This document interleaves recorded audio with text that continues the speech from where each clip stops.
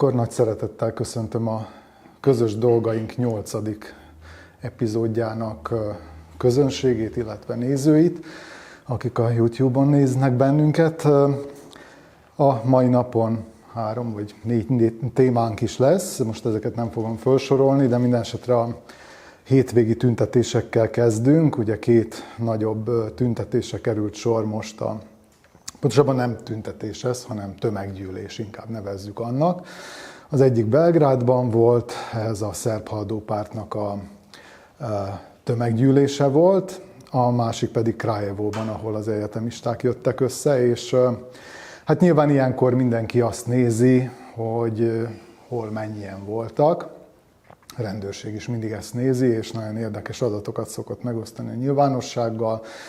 Ugye 1 hónappal ezelőtt, amikor Belgrádban volt az egyetemista tüntetés, akkor azt mondták, hogy hát most nem tudok fölidézni pontos számot, de olyan 30 000 körüli látogatóról beszéltek, hogy annyian jöttek össze, míg a civil szervezet, ez az Archív nevű, amely azzal foglalkozik, hogy megítélje azt, hogy mennyien vannak egy ilyen tömeggyűlésen, hát nagyjából egy nullával többet mondott, de nagyjából olyan 200 000-es tömegről szóltak az információi.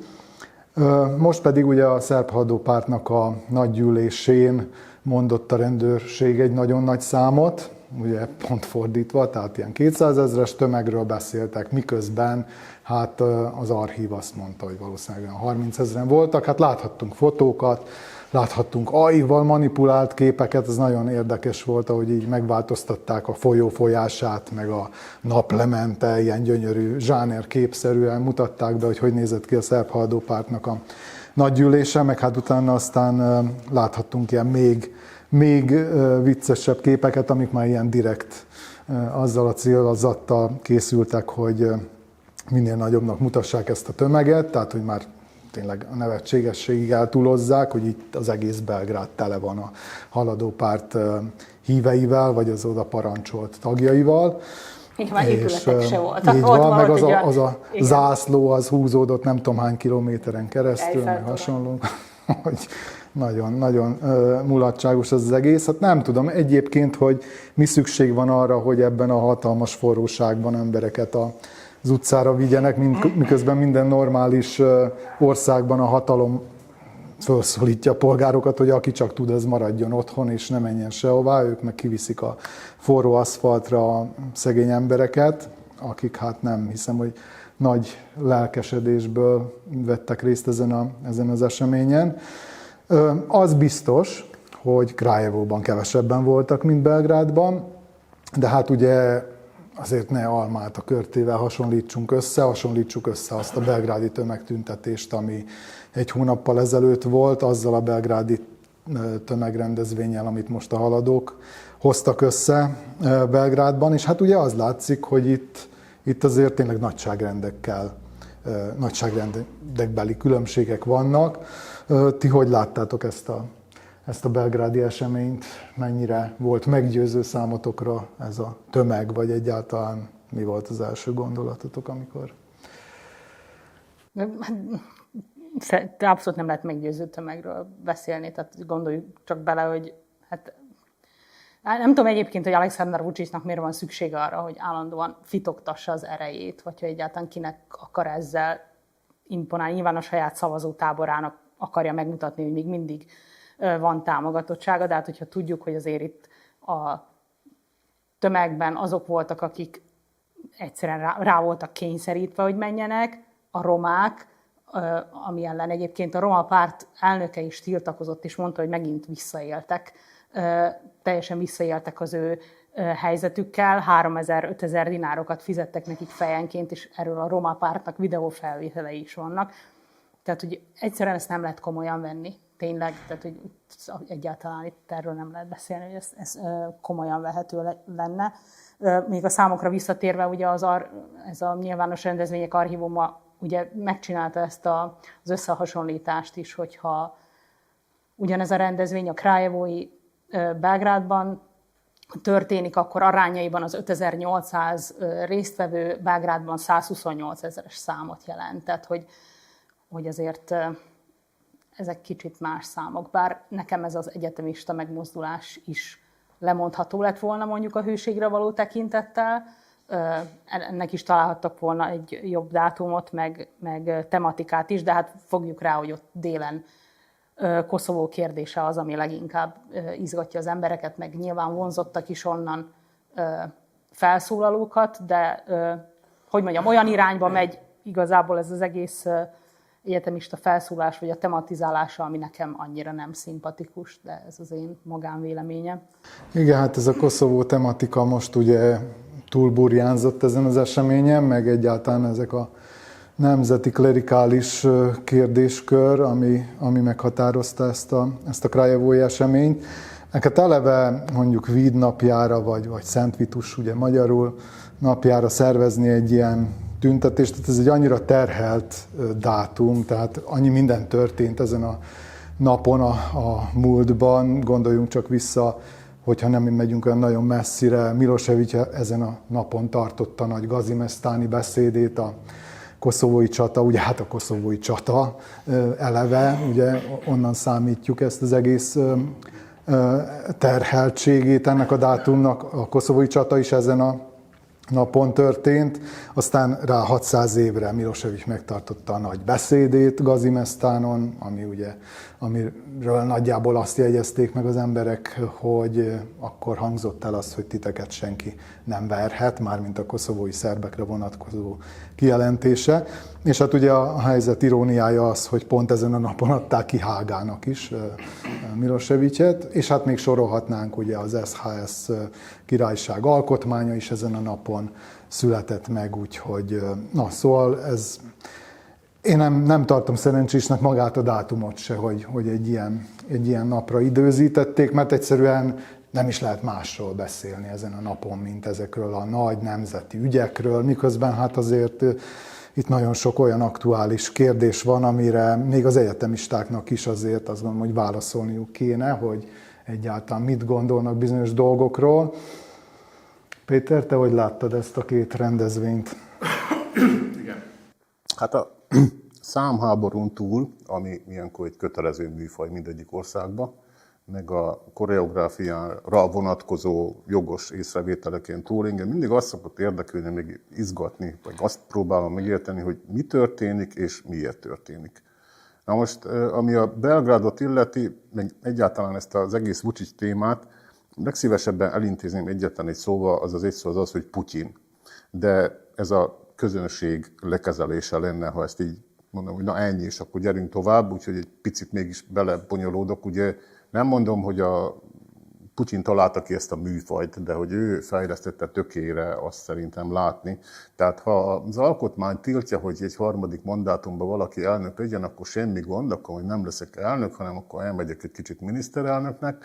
Akkor ha már azt a mandátumot is kitöltöttem, akkor majd visszamegyek utána elnöknek, és akkor ha az alkotmány megint valamiféle korlátot szab, akkor legfeljebb megváltoztatjuk az alkotmányt. A Putyin most éppen itt tart.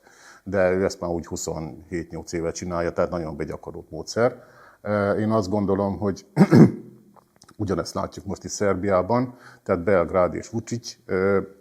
Miért kellett összehívni Belgrádba a tömeget? Azért, hogy a Vučić bejelentse a lemondását. Hát szerintem ez volt ennek az apropója és az értelme, hogy ő bejelentse a lemondását, mielőtt bárki, aki talán nem annyira kedveli a Vučićot, üdvrivalgásba törnek ki. Ugye azért mondtam a Putyint, mert szerintem ez a forgatókönyv várható. Mi történik? Azt hiszem, ott Belgrádban is bejelentette a nyugdíjasoknak az egyszeri, még csak nem is eufémia, tehát ajándékcsomag, vagy ajándékutalvány, vagy nem tudom, minek nevezte. Aztán jött a gyógyszereknek a kedvezményes listája, ami tudjuk megint csak, hogy melyik választási csoportnak kedvez elsősorba. Tehát azt gondolom, hogy én szerintem elég világosan rajzolódik ki a forgatókönyv. Vučić nagy könnyek között meg fog válni az elnöki mandátumától, jönnek a választások, viszonylag nagy pénzbe is mernék fogadni, hogy ki lesz a lista vezetője a szerb haladó pártnak. Szóval nem ragozom ezt tovább, csak azért mondtam azt egy szóba, hogy Putyin. Szerintem a Belgrád, bocsánat, Szerintem Belgrádban ez történik, és ezért történt mindaz, ami történt. Na most ez jó, hogy behoztátok ezt a Krajevót, meg ezt az egyetemista tüntetést, meg hogy megpedzegettétek ezt a Koszovót, igen, meg hát értem én a dátumot is, hogy Vidovdán, meg minden. Én egy fokkal tovább gondoltam, nem biztos, hogy igazam van. Igen, Koszovó, mint központi téma. Az egyetemista tüntetés központi témája Koszovó.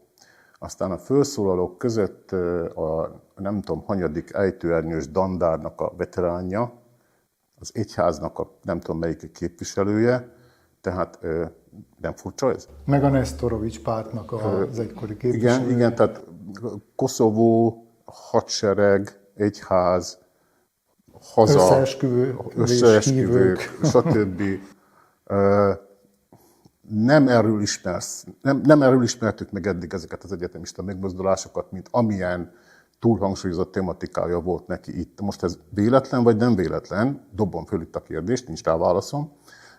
Csak én azon gondolkoztam, hogy ez most taktika vagy stratégia a részükről. Szerintem ez ilyen teljes körű letámadás, tehát hogy mindenkihez akarnak szólni, korábban inkább talán nem tudom én, most ez is ilyen elnagyolt fogalom, hogy a baloldali vagy liberális érzelmű közönséghez szóltak, bár azért volt már olyan esemény, ahol inkább ilyen nemzeti retorikával átitatott beszédeket lehetett hallani, de szerintem ez lehet mögötte, hogy most megpróbáltak egy másik közönséget is megtalálni maguknak, azt is magukhoz édesgetni, csak kérdés, hogy ezzel nem riasztják el azokat, akik esetleg más miatt támogatták. Hát igen, én talán ugyanezt mondom, csak Pepitába ezt akartam mondani, hogy szerintem meg egy kicsit védekezés is. Tehát, hogy ezeket az eddig kizárólag a Vučićnak és a haladóknak és a jobboldalnak delegált témákat most egy kicsit mink is megpedzük, megérintsük, mink is foglalkozunk ezzel, nekünk is fontos, hogy erről az oldalról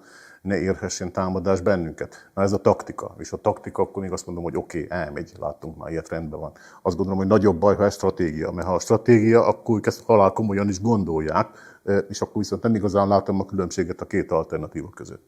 Na, ez a költői kérdés a részemről. Akarod megválaszolni a költői kérdést te is? Nem, hát jó lenne, hogyha meg tudnám, de nem tudom. Igen. Érdekes minden esetre. Nem tudom, hogy mennyire volt szabad kezük mondjuk az ország déli részén élő egyetemistáknak ennek a rendezvénynek a szervezésében, vagy mennyire centralizált náluk ez a döntéshozatal, vagy rájuk bízták, és ők meg így érezték már, hogy ebben a közegben szocializálódnak, vagy számukra ezek a fontos témák, és akkor majd egy következő rendezvényen, akár az Újvidékin, vagy a Belgrádin majd mást látunk nyilván. Nagyon jó lenne mondjuk, hogyha már az Európai Unió kapcsán megnyilatkoznának az egyetemisták, én ezért igazán nem haragudnék, mert azzal kapcsolatban azért tényleg a mai napig nagyon keveset hallunk. Igen, hát mondjuk ugye volt 2 héttel ezelőtt Újvidéken is egy tömegrendezvény az egyetemistáknak. Ott volt legalább egy szem Európai Uniós zászló, úgyhogy úgy köré gravitáltak néhány kisebb csoportok. Igen. Csoda, hogy nem szedették le. Hát volt arra is példa, hogy ha nem is Európai Uniós, de Belgrádban volt, hogy Európai Uniós zászlót is leszedettek, tehát azt mondták, hogy ezt inkább ne. Viszont azt hiszem, hogy korábban egy vajdasági zászlót, ami egy hivatalos zászló, tehát Vajdaságnak van egy zászlója, aztán mellé tettek persze egy ilyen hagyományosnak becézett, valójában egy kitalált zászlót, hogy egy kicsit emennek az erejét úgymond elvegyék, vagy az élét csorbítsák, de hát az mégiscsak egy hivatalos zászló, és azt is leszedetni, szóval azért ezek kemény dolgok.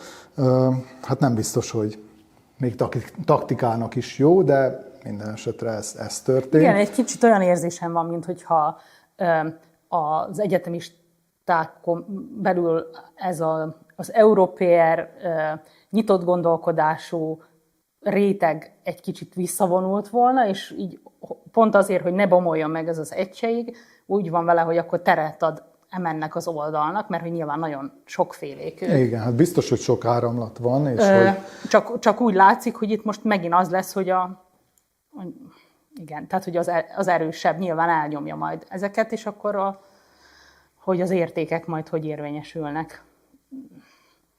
Meglátszik majd a listán is nyilván, hogyha egyszer. Még csak egy mondat erejéig visszatérnék erre a Vučić bejelentésre, mert azt gondolom, hogy érdemes azt is egy kicsit megtárgyalni, hogy ennek mi volt a nemzetközi, vagy mondjuk a regionális visszhangja. Én mindig egy picit így megmosolygom, amikor így a magyarországi médiumok ilyen nagy csinnadrattával jelentik be az ilyesmit, hogy Vučić bejelentette, hogy lemond, és akkor ezt minden médium hozza. Ugyanez volt a múlt év végén, amikor bejelentették, hogy Vučić engedett az egyetemistáknak, és bejelentette, hogy lesznek előrehozott választások. Hát most igen, lesznek. Lehet, hogy 1-2-3 hónappal előre hozzák. Ugye ne felejtsük el, hogy jövőre tavasszal meg kéne, hogy tartsák a reguláris köztársasági választást, sőt az államfőválasztást is, úgyhogy nyilván ezt a kettőt összevonják. Miért vonják össze? Hát azért vonják össze, mert olyan, hogy szerbhaladó párt tulajdonképpen nincs. Tehát nincs szerbhaladó párt, van Vučić, aki bár megkopva, de még azért úgy, nem tudom én, valamilyen szinten létezik, mint húzónév, és egész biztos, hogy az, akit elnökjelöltnek fognak jelölni, az csak akkor rúghat labdába, hogyha ott lesz ez a másik név, aki mondjuk a listát fogja a saját nevével fémjelezni, meg ha esetleg hasonlít majd a neve, például Vučićević lesz, vagy Vučević, vagy valami ilyesmi, ami egyáltalán nincs kizárva, szerintem egyik se. Úgyhogy szerintem ilyen dolgokra lehet számítani. Hát most, hogyha azt mondta Vučić, hogy már csak néhány hétig lesz államfő, ez most mit jelent nálam? Hát nálam azt jelenti, hogy 2-3 hét, ugye néhány. Nála lehet, hogy 25-26-ot jelent, ki tudja. Minden esetre attól a pillanattól kezdve, hogy lemond, 9 hónapon belül, pontosan 3 hónapon belül, 90 napon belül kéne megtartani a választást, tehát ki is kéne írni szinte rögtön, tehát 1 hónappal később, vagy 2 hónappal később, azt hiszem, hogy a legrövidebb választási kampány az 1 hónapos lehet. És hát aztán megkezdődik vagy hát inkább csak folytatódik az a kampány, amit tulajdonképpen már itt legalább 2 éve láthatunk. Meglátjuk, hogy mire fut ki. Szerint toszlizhatnánk még ezt a Vučić témát, de szerintem lépjünk tovább. Igen, igen, a következő témánknak nagyon jó címet adott hát a János adta, azt hiszem végül, aki most ugye nincs itt. Elkezdődik a tarolás a határon túlra kiosztott támogatásokkal kapcsolatban, és ki az a Kollai István? Hát ugye az elmúlt hétnek ugye az egyik legfontosabb híre talán a határon túli magyarok szempontjából az, hogy Tar Zoltán kinevezte a határon túliakkal foglalkozó helyettes államtitkárt, ő Kollai István, aki egyébként budapesti születésű, de a tudományos munkája meglehetősen kiterjed azért a határon kívüliekre. 46 éves egyébként, történész és társadalomkutató, és hát amit tudni lehet még róla az az, hogy az eltén fejezett, a Corvinuson tanult, és néhány mondatot kiemelnék, amit a kinevezések kapcsán lehetett olvasni, illetve amiket nyilatkozott, hogy szakmai alapokra helyezni a támogatáspolitikát, hogy számára fontos, hogy Magyarországon kimozduljon a jobb és baloldal megosztottsága, tehát hogy ebből a bénultságból valahogy ki lehessen szabadulni, és szerinte az együttélés minőségét, a nemzetek közötti együttélés minőségét pedig alapjaiban kell megváltoztatni. Most állítólag a háttérben már hetek óta zajlik egyébként ennek a határon kívüli támogatásoknak is az átvilágítása, erről már egyébként Tar is több alkalommal nyilatkozott. A gyakorlatban viszont én nem látom, hogy itt mi történik, mondjuk konkrétan Vajdaság esetében, még hogyha próbálnék utána járni se, szerintem nem sokat tudnék megtudni erről konkrétan, hogy mi zajlik. Az viszont számomra kecsegtetőnek tűnik, hogy az államtitkár helyettesnek a célja, elsősorban Erdélyről beszélt, hogy az első látogatása állítólag oda vezet majd, és nem az RMDS-szel ül majd le kizárólagosan, hanem elsősorban a civilekkel, kutatókkal, akadémiai képviselőkkel szeretne beszélni. Ez szerintem nagyon pozitív. Az viszont kétségeket ébreszt bennem, hogy vajon itt Vajdaságban kikkel tud majd leülni. Tehát, hogy ki az, aki képviseli majd ezeket az értelmiségeiket. Reményeim szerint lehet ez mondjuk a Malter, ami ugyan nagyon friss és újonnan alakult, de mégis tudná úgy pozícionálni magát, hogy esetleg Kollai lásson bennük partnert. No, hát ennyi így első körben. Minden esetre azt jó lenne látni, hogy nem csak a VMS veszi föl Kollaival a kapcsolatot, mert Pásztor Bálint már intézett hozzá egy levelet, jó lenne, hogyha ezt más értelmiségiek, akár mármint független értelmiségiek, akár szervezett értelmiségiek is megtennék, hogy a Kollai lássa, hogy mik azok a pontok, amikhez érdemes itt Vajdaságban nyúlni. Hát szerintem nagyon fontos volna, hogy Kollai egy picit azt a csorbát kiköszörülje, amit itt Fersthoffer Ágnes ejtett ezzel a látogatásával, ami önmagában azt gondolom, hogy nem gond, vagy nem rossz, hogy egy magyarországi politikus az itteni vezető pártnak a képviselőivel leül tárgyalni. Még jobb, hogyha nem konkrétan egy pártnak a vezetőivel, hanem mondjuk a kisebbségi intézmények vezetőivel, vagy akár a Nemzeti Tanácssal, hogyha van az adott régióban ilyen, és Vajdaságban van. De hát ugye rossz volt nézni azt, hogy egy pártszékházban találkozott az MNT vezetőjével, vagy akár a vajdasági képviselőház elnökével, holott hát azért ez, hogy mondjam, ezeknek az intézményeknek a megcsúfolása, hogy őket egy pártszékházba vitték be, hogy ott találkozzanak a szomszédos országházának az elnökével. Úgyhogy én azt remélem, hogy Kollai legalább nem csak a VMS-szel, hanem másokkal is. Tehát ahogy ezt egyébként is a Tisza ígérte, hogy civileket is, értelmiségieket is, más társadalmi rétegeket képviselő személyeket is bevonnak majd ebbe a párbeszédbe.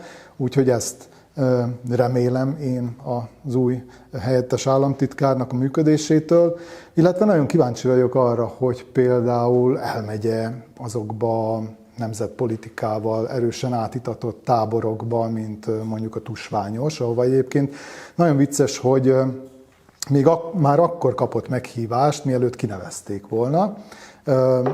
Egy hónappal ezelőtt, talán nem is tudom, néhány héttel ezelőtt olvastam a 444-en egy cikket, amely arról szólt, hogy Németh Zsolt, ugye, aki fideszesként szervezi ezt Tusványost már kezdetek óta, meghívta Tar Zoltánt, aki hát ugye már akkor miniszter volt, és többek között Kollai Istvánt is, akit ő mint helyettes államtitkárt emlegetett, és én így kérdeztem az újságíró kollégákat, hogy tudnak erről valamit, hogy tényleg már kinevezték, csak ez így nem volt hír, senki nem tudott semmit, de hát úgy látszik Németh Zsoltnak jó voltak az információi, úgyhogy ő már úgy hívta oda, mint egy kinevezett államtitkárt, hát aztán megvalósult ez a... De Orbán Viktort is meghívta, nem? Persze, Orbán Viktort is, bár Magyar Pétert azt nem, tehát csak ezen a tarvonalon indult el a meghívások sora. Igen, hát én sajnálom, tényleg sajnálom, hogy nem néztem utána, de nem néztem utána, mert alaposabb utánajárást igényelt volna, és nem volt rá időm. Tehát sajnálom, hogy nem néztem utána, hogy vajon a többi határon túli magyar politikai vezető van-e annyira szorgalmas és buzgó és kitartó a folyamatos bizalomépítésben, ahogy ezt ő kommunikálja, mint ahogy azt a VMS-nek az elnöke teszi. Pedig érdekes lenne tudni, hogy tényleg a többi oldalon, és elsősorban Szlovákiában és Erdélyben is ilyen most kellene valami nyomdaképes jelzőt használnom, tehát ilyen nagyon szorgalmas bizalomépítés zajlik, mint itt, mert ugye Budapesten találkoztunk Magyar Péterre, aztán fogadtuk Forsthofer Ágnest, aztán gratuláltunk az úrnak a kinevezése alkalmából, aztán el kellett menni Brüsszelbe, és ott megint építeni kellett a bizalmat, és aztán egyfolytában megy a sikerkommunikáció kifelé, gondolom elsősorban felénk, vajdasági magyar választók felé, hogy itt nagyon sikeresen épül a bizalom. Miközben nem tudjuk. Tehát ezt jól mondtad, Margó, hogy nem tudjuk, hogy mi van igazából. Próbálunk jelekből kiolvasni, üzenetekből, Facebook posztokból próbálunk kiolvasni. Ugye ez a Forsthofer téma, ez a múltkori ilyen találkozón, ez külön, hogy úgy mondjam, napirendi pont volt, akkor ott ezt elemezgettük.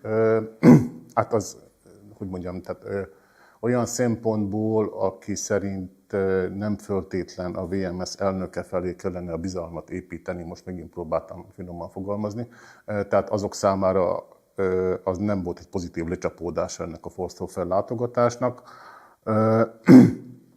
De azt is láttuk, hogy a brüsszeli látogatás után azért már távolságtartó nyilatkozatok születtek a Tiszának a képviselői vagy a képviselőcsoportjának a vezetője részéről, aztán Tarts Zoltán részéről is. Tehát születtek már távolságtartó és kritikát megfogalmazó nyilvános közlemények is ezzel a bizalomépítéssel kapcsolatban, de igazából nem tudjuk. Igazából nem tudjuk, kíváncsian várjuk, kíváncsian várom, hogy mi lesz egyáltalán a határon túli magyar közösségek iránti viszonyulás az új kormány részéről. Persze azon belül, hogy mi lesz a mi közösségünk, a vajdasági magyar közösség iránti viszonyulás. Minden labda a Tisza tér felén pattog. Ezen az oldalon csak a kommunikáció tud pattogni, más igazából nem tud pattogni. Annyit teszek még ehhez hozzá, hogy nem tudom, mennyire leszek hangulat vagy romboló. Túlzottan látványos eredményeket ettől a sokszor hangoztatott átvilágításoktól én nem várok. Nyilván lesznek valamiféle megállapítások, nyilván lesz valamiféle ejnye-bejnye, de nyilván azért, hogy olyan nagyon-nagyon látványos visszaélések a pénzzel ne legyenek, arra azért vigyáztak itt is, ezen az oldalon is. Nem olyan könnyű ennek egyértelmű nyomát és bizonyítékát látni, hogy hol és milyen módon folytak a pénzek szanaszét.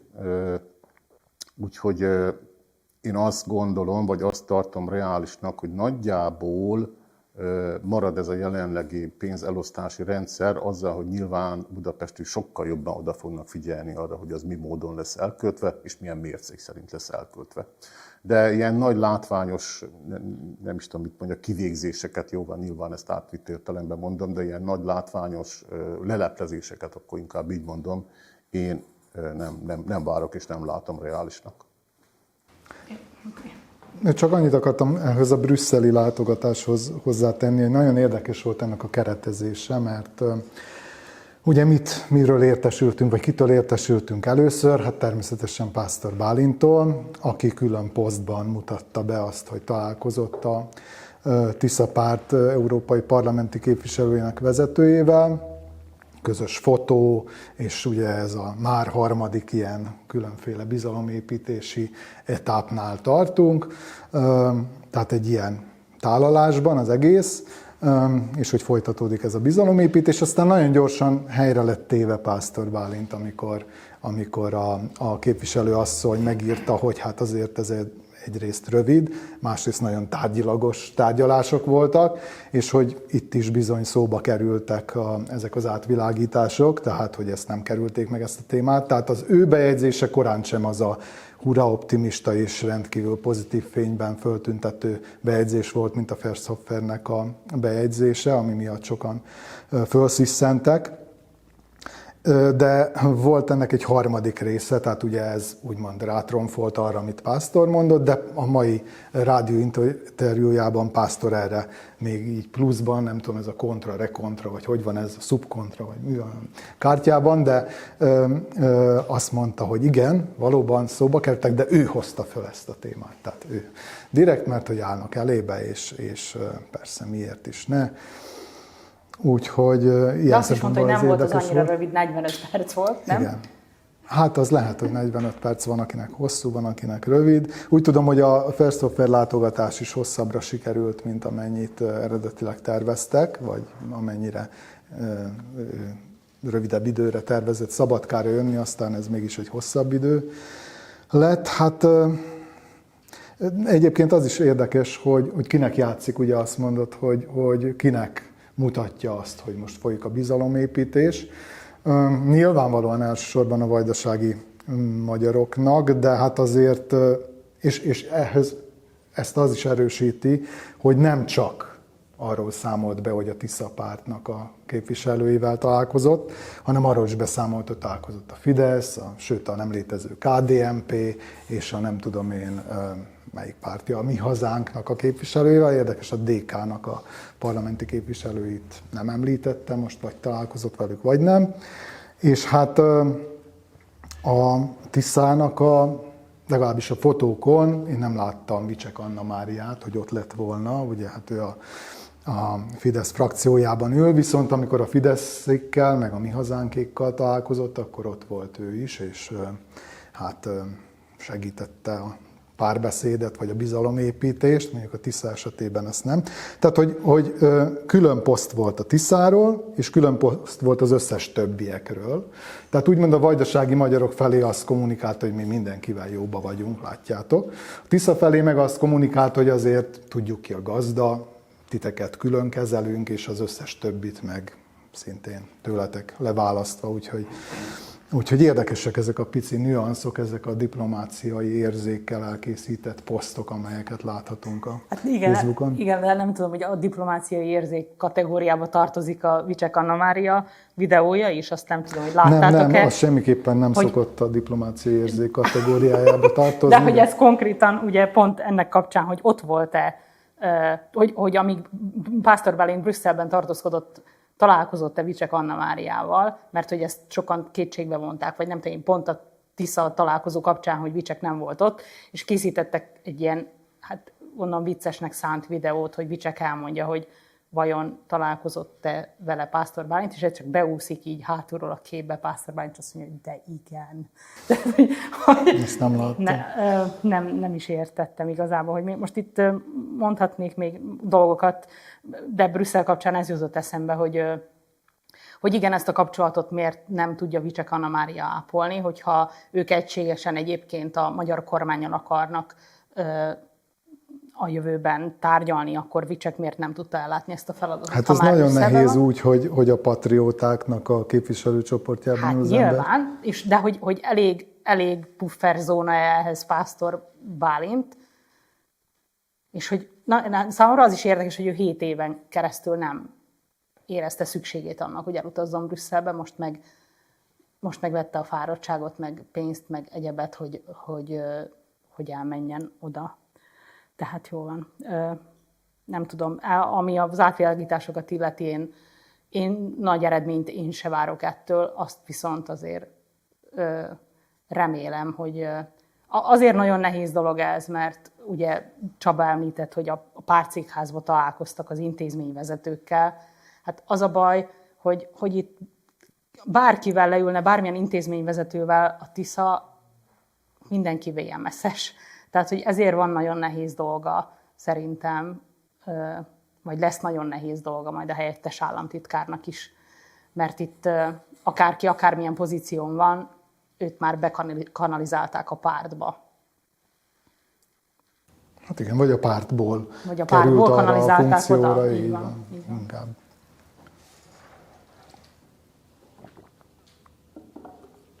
Pont. Jó, hát szerintem mehetünk tovább. Rem és Bodzsóni. Ez engem rendkívül érdekel, egyébként rengeteg kérdésem van ennek kapcsán. Úgyhogy kíváncsi vagyok, hogy... Nem biztos, hogy odalokadok ki, ahol te gondolod. Abban maradtunk, ugye, hogy ezt a témát én próbálom meg fölvezetni, és talán már kiderült az eddigiekből ez a rossz szokásom, hogy megpróbálom kontextusba és keretbe helyezni a történetet, mert legalábbis számomra talán úgy könnyebben érthető és értelmezhető. Tehát Brem. Most az, hogy egy ország kinevez egy médiatestületet, legyen annak a neve REM, legyen annak a neve médiahatóság, legyen annak a neve anyjafüle, amelyiknek az a dolga, hogy valahogy szabályozza a sajtó működését az adott országban, én azt gondolom, hogy ez teljesen rendben van. Az, hogy konkrét esetben Szerbiában ennek a testületnek legyen egy olyan tagja is, amelyik a legnagyobb létszámú nemzeti kisebbség soraiból és a vajdasági magyarság soraiból jön, azt gondolom, hogy ez teljesen korrekt és rendben van. Politikai szempontból nézve az, hogy ebből a közösségből jövő tagot, ennek a közösségnek a legitim szerve, és a Magyar Nemzeti Tanács jelölje ki, én azt gondolom, hogy ez politikai kontextusát nézve rendben van. Tehát én nekem idáig nincsen semmi bajom ezzel a történettel, szerintem ez így van rendben. A történet az valahol itt kezdődhet, vagy a vita az itt kezdődhet, mert nyilván nem mellékes a kérdés, hogy ki az a kijelölt személy. A mi konkrét történetünkben ez a Bodzsony István lett a Panon TV hosszú-hosszú évekig regnáló vezérigazgatója.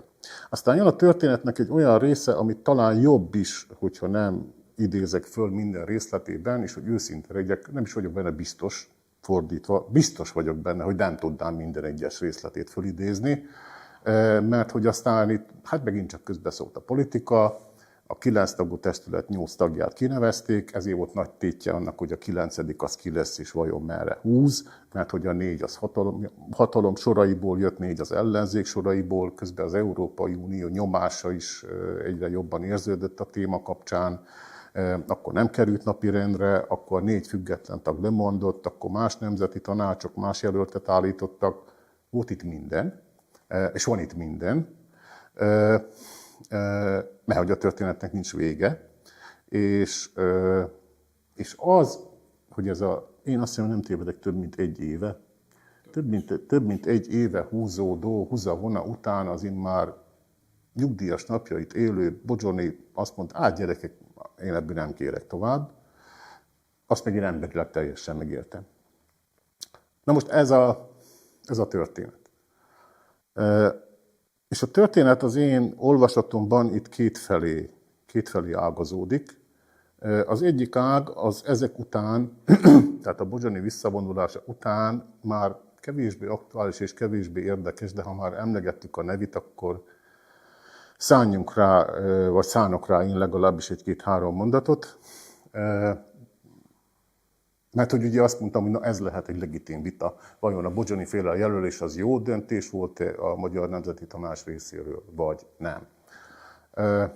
És ezt megint egy picit tágabb szövegkörnyezetbe helyezem, mert a Bodzsony-féle történet az szerintem a sajtó és hatalom mindenkori történetének, végtelen történetének az egyik fejezete. Nagyon sokféleképpen alakult ez a történet. Itt a közönséggel szembe ülő 2 úriembernek is megvan a maga története, az is egy-egy fejezet. De most nyilván nem arról van szó, nem ebbe fogok belebonyolódni. A Bodzsony történet egy kicsit más történet. Ahogy én látom, az ő szeme előtt elsősorban az a cél lebegett, hogy fölépítsen valamit, és ennek érdekében kötött kompromisszumokat a politikával. Hogy megkötötte a kompromisszumait? Hát egészen biztos, hogy megkötötte. Hogy vajon mindig elmente addig a határig, ameddig el lehetett menni az úgymond független sajtó megvédése érdekében, nem tudom megítélni. Lehet, hogy igen, lehet, hogy nem. Azt én legalábbis elismerem neki, hogy a kompromisszumai árán, de ő valamit fölépített. És hogy ez a fölépítmény aztán itt a napi, heti, havi műsorpolitikája és tájékoztatása során milyen hibákat vétett, vagy bűnöket követett el, ez megint egy másik fejezet lenne. Picit aktualitását vesztett ez a téma a Bodzsony megítélése a visszalépése után. Ennyit úgy gondoltam, hogy elmondok róla.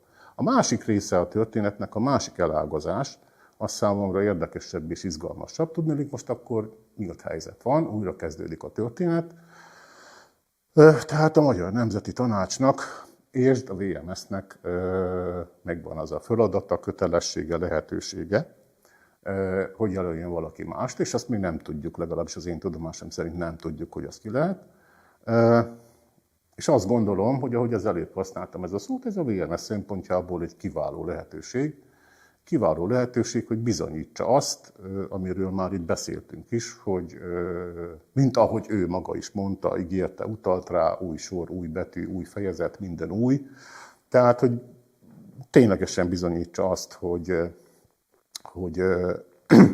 a sajtó iránti viszonyulása sem csak abban merül ki, hogy a Pannon TV-ben megszerveznek egy nagyon merev választási műsornak beillő valamit, vagy éppen a BMDK közleményei is megjelenhetnek a Magyar Szóba, vagy éppen a Rózsa Zsomborra is készülhet interjú a Magyar Szóba is, meg a Pannonba is, mert ez mind szép és jó, és ahogy ezt már megállapítottuk, nem egy cél önmagába kevés. De most itt a lehetőség arra, hogy egy valóban szakmai alapon és nem politikai lojalitás alapon szóló döntést hozzon, és jelöljön olyas valakit, akinek elsősorban a szakmai mércéje megfelelőek. És itt jön a csavar az én történetembe, mert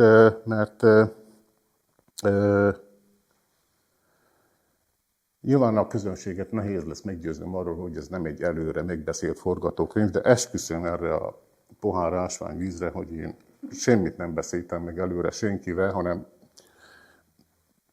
hát nagyjából máma tanáltam ki ezt, hogy én azt gondolom, hogy van egy nagyon jó jelölt erre a tisztségre, aki, mivel REM, tehát elektronikus testület,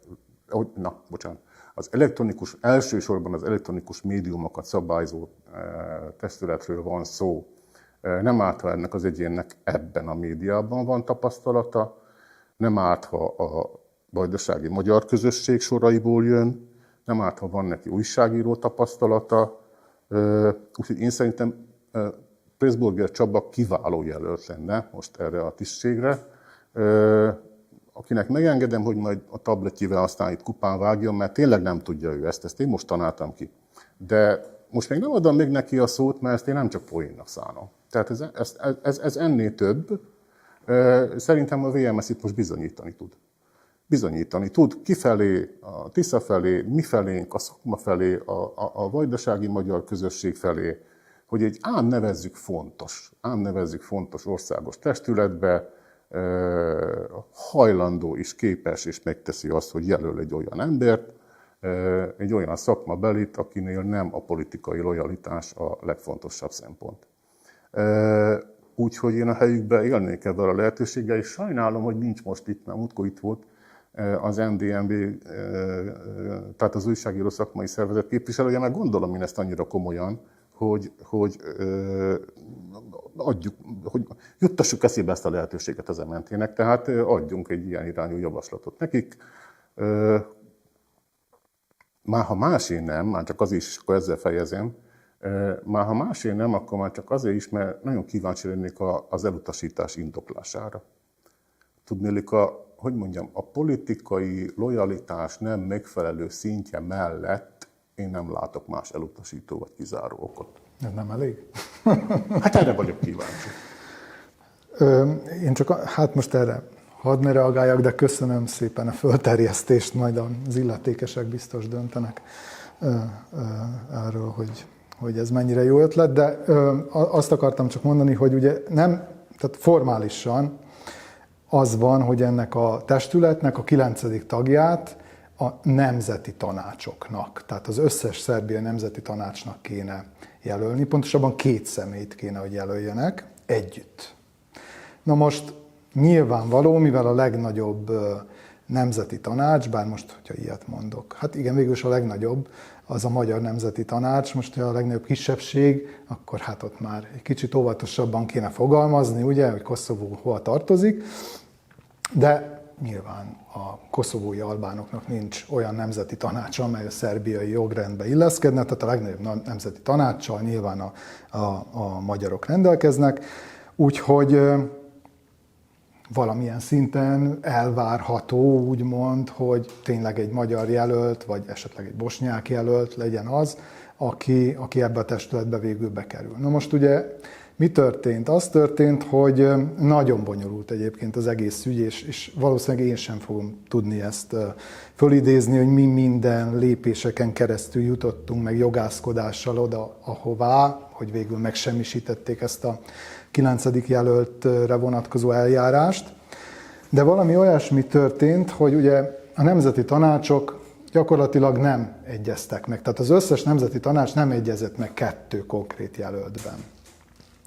A Magyar Nemzeti Tanács a koordinációs testületen belül tartottak egy ilyen szavazást, vagy döntéshozatalt, és ott választották ki azt a 2 személyt, aki aztán fölkerült, vagy akit fölterjesztettek. Az egyik volt a Bodzsoni, a másik egy bosnyák jelölt.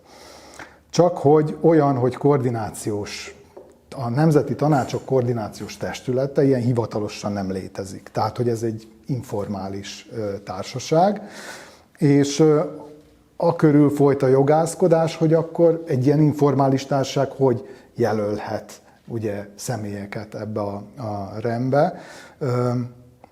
És azt hiszem formálisan úgy oldották meg, hogy a illetve a Magyar Nemzeti Tanács, bocsánat, hogy a VMS mondok meg, hogy milyen tévedés, tehát hogy az MNT javasolja ezt a 2 személyt. Csak hogy akkor jött az Albán Nemzeti Tanács, meg a Bosnyák Nemzeti Tanács saját jelöltjeikkel, és gyakorlatilag úgy alakultak a belső szavazások, hogy végül egy albán és egy bosnyák jelölt került az illetékes kulturális és tájékoztatási bizottság elé, és őket küldték aztán a parlament elő, hogy megszavazzák ugye az egyiket a 2 közül, mert tehát a testület 9 tagú, minden egyes helyre 2 embert jelölnek, az egyikre a civil szervezetekre, a másikra az egyházak, a harmadikra a nemzeti tanácsok, stb. És a két jelölt közül választ a parlament egy személyt. És hát akkor felszólalt Kovács Elvira, és azt mondta, hogy itt ilyen mindenféle jogászkodás történt, és hogy valójában a Bodzsoni kellett volna, hogy itt az egyik jelölt legyen, de mivel nem ő lett, ezért arra kéri a képviselőtársait a hatalmi koalícióban, hogy ne szavazzák meg se a bosnyák, se az albán jelöltet. Úgyhogy ez is történt, nem volt meg a szükséges szavazatszám ahhoz, hogy a 9. tagot megválasszák, és akkor ugye így történt az, hogy végül nem történt semmi, ahogy a Szerbiában szokott lenni. A haladóknak ez tulajdonképpen megfelel, hogy ne legyen rem, hiszen mit jelentene, ha lenne? Az azt jelenteni, hogy hát fülön kéne fogni azokat a médiumokat, amelyek napi szinten sértik meg a médiatörvényt, tehát ezeket a lejárató kampányoktól kezdve. Tehát borzasztó dolgok történnek, több ezer ilyen visszaélés volt, ugye vannak olyan szervezetek, amelyek ezt jegyzik, csak nincsen olyan ingerenciájuk, hogy lépjenek is valami konkrétat. Úgyhogy nyilván a haladóknak az felelne meg, főleg most ugye a választási időszakban, hogyha ilyen pinkeket és informereket nem ellenőrizne senki.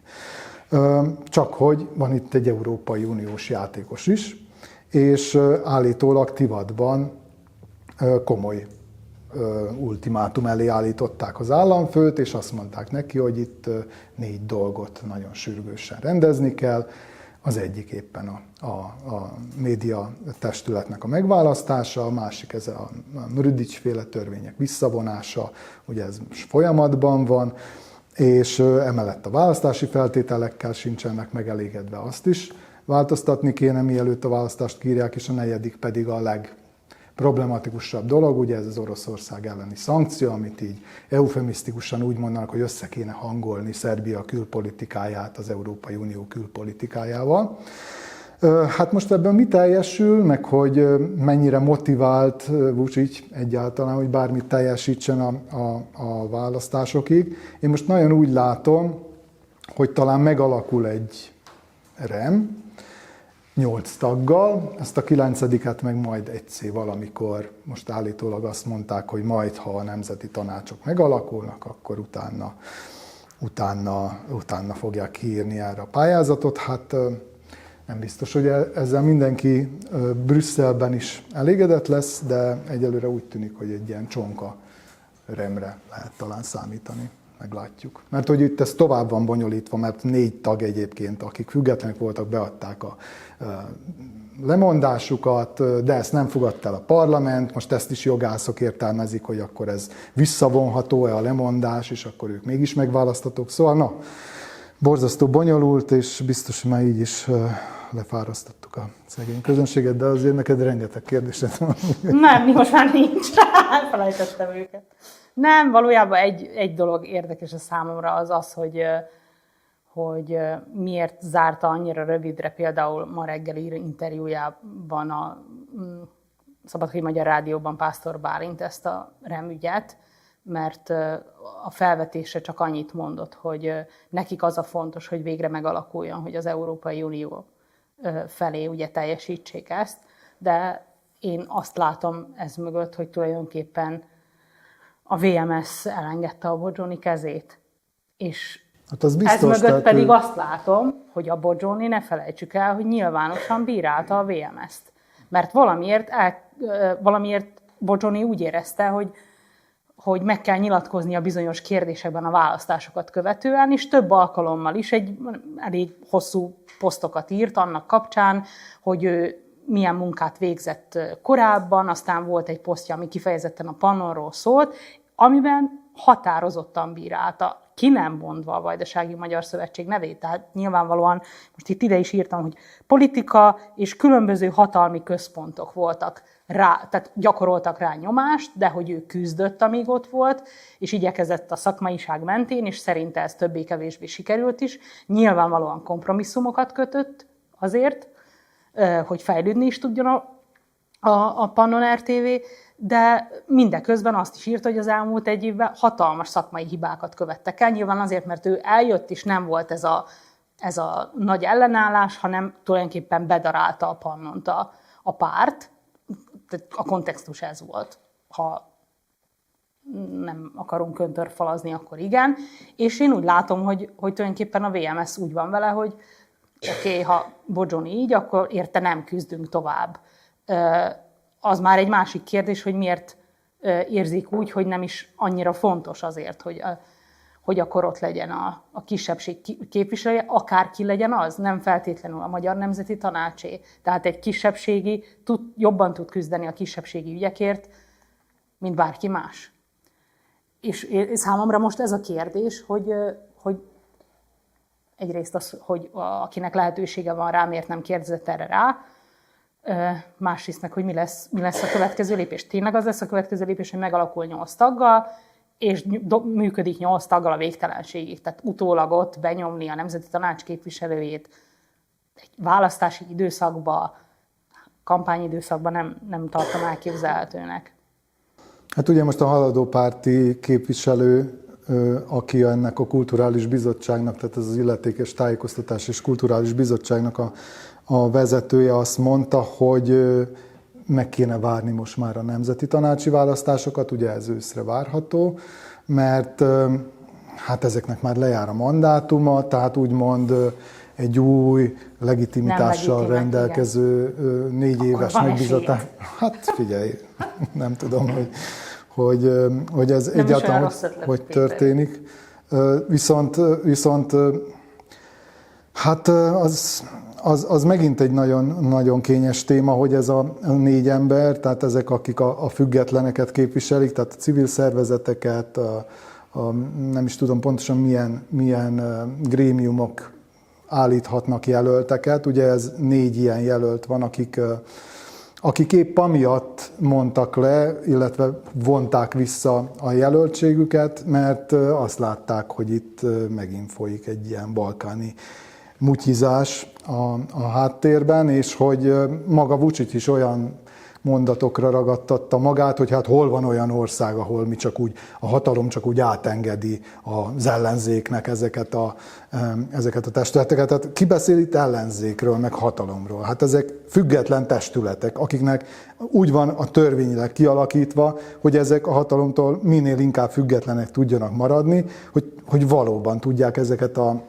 médiumokat ellenőrizni, anélkül, hogy bárki nyomást gyakorolhatna rájuk. De hát ő ez a hatalom ellenzék dihotómiában tud csak gondolkodni, úgyhogy egyáltalán nem vagyok meglepődve azon, hogy ő ezt így értelmezi, és ha meg is alakul a REM, az nem azért lesz, mert ő hirtelen demokrata lett, és úgy érzi, hogy a törvényeket be kell tartani, hanem azért, hogy bizonyos brüsszeli elvárásoknak megfeleljen. Szerintem kiveséztük ezt a témát is. Egyetlen megjegyzésem van. Én azért annak az álláspontnak híve vagyok, hogy megszerzett pozíciókat ne adjál fel, és onnan önként ne vonuljál vissza. Ezt csak arra mondom, vagy nem tudom, hogy vitázok-e ennyiben veled, mert ha már egyszer elvesztetted azt a pozíciót, akkor azt nagyon-nagyon nehezen fogod visszaszerezni. Nem, ha most ebben a pillanatban ez a csillagok állása, hogy a magyar nemzeti közösségnek van meg az úgymond joga, hogy adjon egy embert, jelöljön egy embert ebbe a testületbe, akkor az legyen így, nem kell azt átadni más kisebbségnek. Igen. Ámen. Ámen. Köszönjük a figyelmet. Igen, mi most elmegyünk egy nyári szünetre, de szeptember második hetétől, ha minden igaz, akkor visszatérünk, és mindenkinek nagyon kellemes pihenést kívánunk. Nyilván elcsendesedni nem fogunk a nyár folyamán se, úgyhogy mindenféle platformokon kövessetek majd bennünket. Köszönjük a figyelmet!